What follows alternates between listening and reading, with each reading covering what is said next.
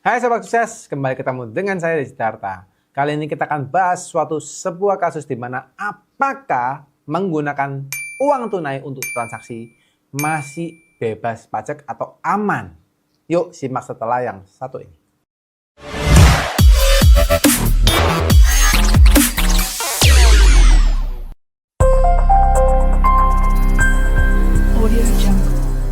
Oke teman-teman, hari ini kita akan ngobrol soal terkait dengan kasus di lapangan, yaitu banyak yang bertanya, Pak, apakah kalau saya menggunakan uang tunai untuk bertransaksi itu aman atau enggak? Nah, by the way, prolog daripada kejadian ini atau pertanyaan ini, karena gini, saya sering menyampaikan kepada teman-teman di lapangan bahwa sebagian besar gitu ya, harta kita sudah ketahuan pajak. Yang mungkin teman-teman juga sama-sama tahu bahwa yang belum ketahuan adalah apa? Mungkin di bagian uang tunai dan emas ya, logam mulia ya, atau Anda punya lukisan mewah ya, atau Anda bawa tas mewah gitu ya, atau jam mewah ya, itu mungkin ya boleh dikatakan itu belum ketahuan, belum benar-benar ketahuan secara perpajakan. Terus teman-teman kita gini tuh, Pak, kalau gitu saya belikan aja ke logam mulia Pak gitu ya, karena kan paling common, paling standar adalah menggunakan logam mulia untuk investasi.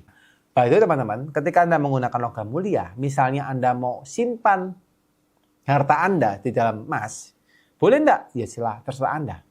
Tapi yang sekarang terjadi adalah emas pun. Ketika toko-toko atau ketika pedagang menjual emas kepada Anda, mereka juga akan menerbitkan namanya faktur pajak. Jadi teman-teman juga akan mau nggak mau akan terkena juga perpajakan di pribadi teman-teman. Karena apa? Karena kondisinya mereka akan mengenakan faktur pajak. Cuma apakah sampai di-trace atau ditelusurin sampai sebegitunya? Nah, saya belum berani komentar. Bisa iya, bisa enggak.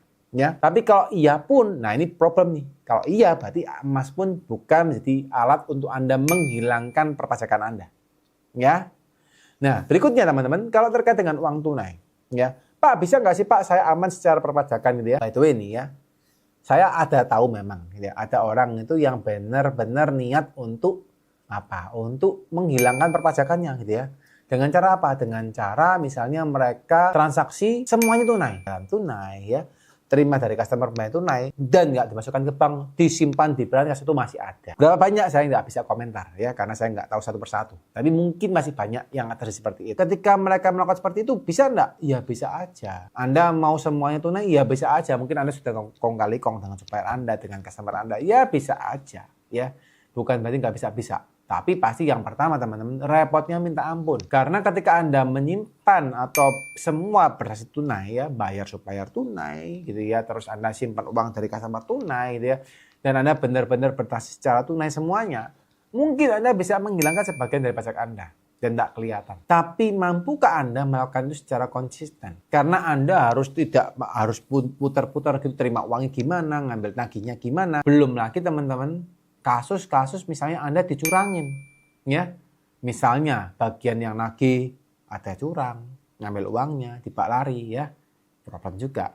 Belum lagi kalau Anda simpan uangnya di brankas atau di lemari, misalnya gitu ya.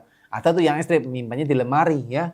Nggak di brankas, kalau brankas masih aman, tahan api. Di lemari, lemarinya kena api, wah lemarinya kebakaran. Misalnya ya, rumahnya nggak sengaja kebakaran gitu ya. Terus lemarinya juga kena kebakaran, uangnya hilang juga tuh. Ya, uang satu lemari misalnya berapa? 50 miliar gitu ya. Ternyata habis tuh uangnya, ya, kena api. Juga bisa. Ya, belum lagi resiko kalau misalnya rumah Anda di target ya. Karena yang saya tahu orang-orang yang melakukan seperti itu, mereka nggak nyaman sekali. Ya, mereka harus misalnya nih mereka ambil duit kemana ya.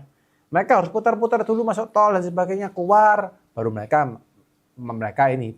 apa namanya masukin ke brankas rumah misalnya. Ya, itu yang resiko yang bukan hal yang gampang ya buat teman-teman untuk melakukan atau memilih pembayaran semuanya berupa tunai ya. Kalau misalnya Pak, saya mau melakukan separuh-separuh Pak gitu ya, misalnya Anda bayar ke customer aja yang tunai gitu ya. Tapi dari pembeliannya nggak tunai. Nah, itu sama aja bohong. Kenapa? Karena mutasi barang dan uangnya ketika disambungkan itu nggak sinkron. Ya, pasti akan tanya, "Loh, kamu kemana? Uangnya kemana, transfernya kurang mana?" Nah, itu pasti akan dicari ya. Nah, itu yang pertama. Yang kedua teman-teman, terkait dengan teman-teman yang misalnya masih melakukan pembayaran atau semua transaksinya niat nih semua berupa tunai. Oke nih, misalnya ternyata pajak ini nggak tahu sekarang. Karena Anda dengan hebatnya Anda melakukan transaksi berupa tunai. Tapi teman-teman yang perlu diperhatikan. Kalau Anda berusaha nih, Anda punya bisnis nih. Saya tanya sama teman-teman, jawab sendiri ya. Teman-teman pengen bisnisnya untung atau pengen bisnisnya rugi? Ayo jawab sendiri, pengen apa? Tolong tulis di kolom chat, ya kolom komen. Ya, saya yakin dan percaya teman-teman pasti pengen bisnisnya untung. Benar nggak? Pasti pengen bisnisnya untung. Nah, kalau untung, teman-teman kan pasti akan tambah besar. Ya, uangnya tambah banyak. Begitu uangnya tambah banyak, apa yang sedang dilakukan kira-kira? Apakah uangnya Anda akan habiskan? Apakah uangnya Anda akan pakai foya-foya? Atau mungkin Anda gambling, berjudi gitu ya. Anda pergi ke Makau, Anda pergi ke mana? Genting gitu ya. Atau Anda pergi ke mana? Anda berjudi. Ya, kan enggak ada orang gila yang pengen berusaha, uangnya berusaha dibuat judi. Semuanya gitu. Mungkin judi ya Anda main-main aja. Tapi kalau semuanya judi kan mungkin enggak juga. Nah, ketika Anda enggak judi, otomatis adalah apa? Uangnya ini pasti di kemudian hari Anda akan belikan aset. Ketika Anda beli aset teman-teman, gampang teman-teman. Orang pajak tidak bingung. Petugas pajak tidak bingung. Anda mau putarkan kemana uangnya, Anda masukkan ke berangkat, terserah. Begitu Anda mau beli aset, rumah, ya, saham, reksadana, ya, mobil, dan sebagainya, mereka akan cek. Kenapa? Karena di sana Anda akan diminta NIK Anda.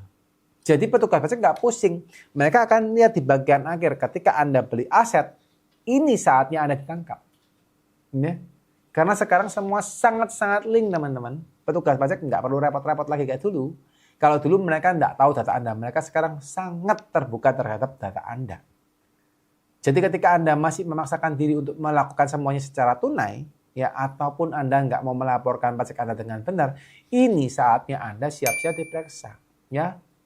Sekali lagi teman-teman, saya ngomong ini bukan ada muatan negatif ya buat teman-teman. Saya tidak ada muatan untuk memaksa teman-teman membayar pajak. Banyak yang komen ya, wah apa, antek-antek pajak, jadi ngomongnya gitu ya.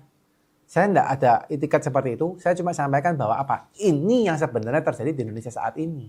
Ya, kalau memang pemerintahan ke depan sama baiknya atau lebih baik daripada pemerintahan sebelumnya, maka dengan kata lain, perpajakan Anda akan menjadi target untuk Anda bayar. Target untuk ditagih oleh mereka karena Anda belum lapor dengan benar. Ya. Tapi pertanyaannya, buat teman-teman gimana kalau Anda sudah lapor dengan benar tapi masih ditarget? Nah, ini teman-teman harus belajar. Ya. Kalau teman-teman masih ditarget oleh perpajakan dan kondisinya teman-teman masih mendapatkan surat cinta pajak, maka Anda harus belajar gimana sih cara mengatasinya? Gimana sih cara Anda bisa membuktikan bahwa Anda benar? Ya, karena pajak ke depannya tidak bisa lagi pembuktiannya lewat kata-kata Anda saja bahwa Anda benar. Nonsense, tidak bisa.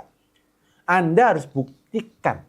Dan memang ini salah satu hal yang harapan saya pun sebagai konsultan bahwa ke depannya ini hal pembuktian-pembuktian ini bisa dilakukan dengan cara yang lebih simpel. Ya, karena pembuktian di perpajakan sekarang ini, saat ini cukup menyita tenaga.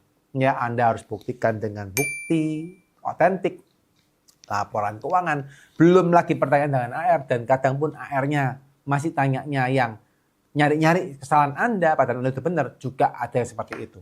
Ya. Tapi kalau semuanya sudah sinkron, ya, karena pemerintah sedang lagi menyiapkan program namanya Cortex System, itu semua sinkron. Semoga ya, semua data Anda lengkap, ya, mutasi Anda lengkap. Pajak itu sudah nggak perlu tanya-tanya. Jadi kita sebagai pengusaha, yang paling penting kalau udah kita nggak masuk ke buku merah, kita masih di buku hijau, pajak nggak tanya-tanyain kita lagi, kita bisa fokus untuk memperbesar bisnis kita.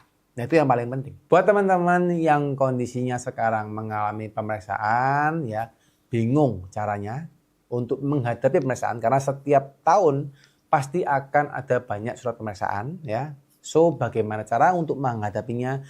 Kami sudah siapkan e-learning ya, pembelajaran secara online, namanya cara strategi Anda menghindari, ya, bukan menghindari, meminimalkan dan menangani kalau Anda mendapatkan surat cinta pajak atau SP23, ya.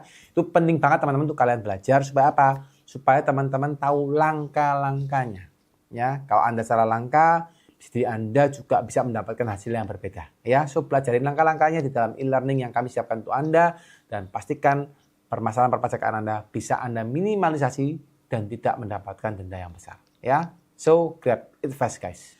Sekian teman-teman, semoga video ini bermanfaat dan teman-teman buat teman-teman yang happy dengan video ini, silakan di-subscribe ya, di-like dan di-share konten ini kepada teman-teman yang lain supaya bisa dapat manfaat ya dari video-video yang saya buat.